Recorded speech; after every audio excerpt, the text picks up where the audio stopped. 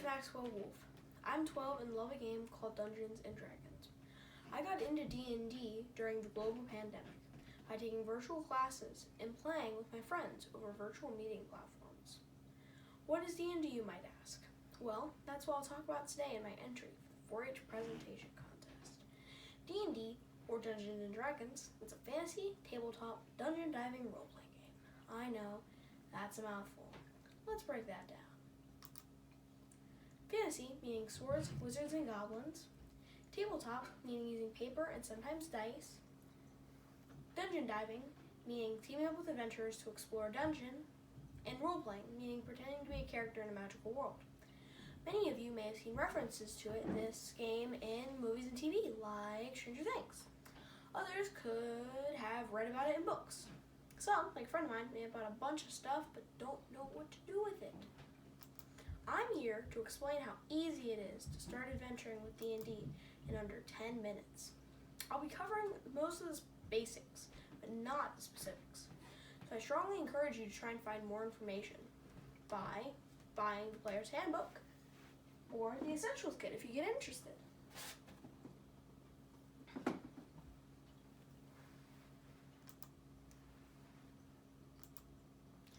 When I first started, it was all super confusing, but I think it was all worth it in the end.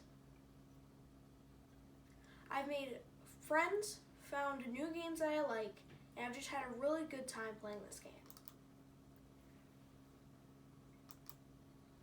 All you need to play is some popcorn, a character sheet, some friends, an adventure in mind, and some dice. Of course, all this is optional. All you need is yourself and your imagination.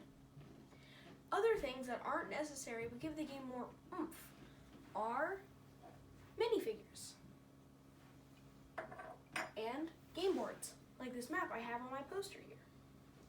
These give players a visualization of what their situation is, where they are, and who they're fighting.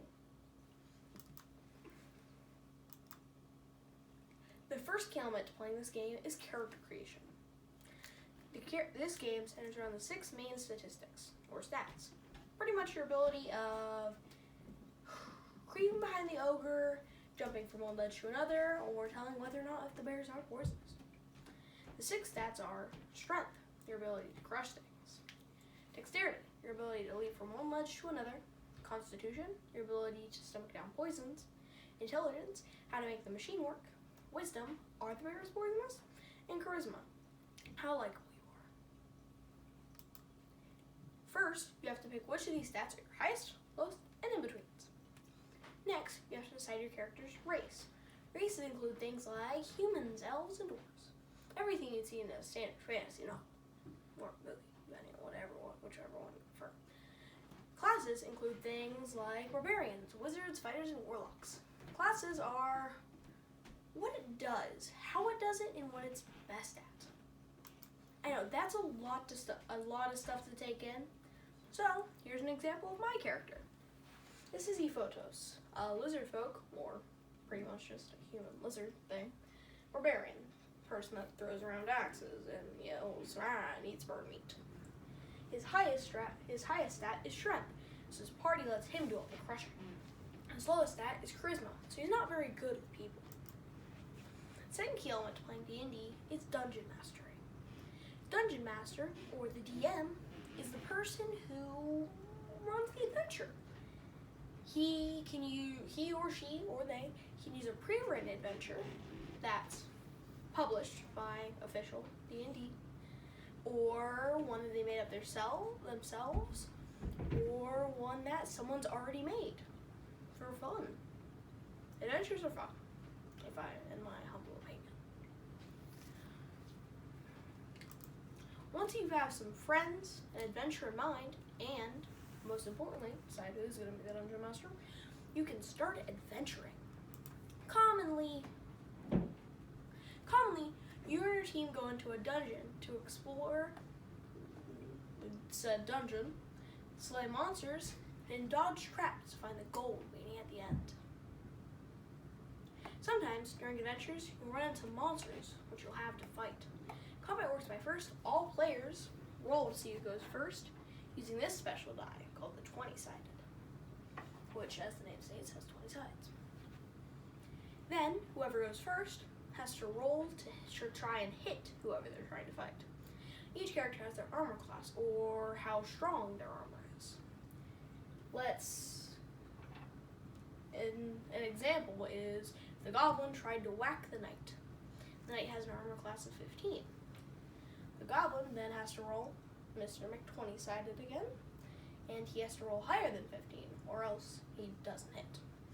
After that, if he rolls higher than 15, or rolls higher than any armor class, then he can roll any dice, depending on whatever weapon he has, like the 10-sided, 6-sided, 3-sided, and 12-sided.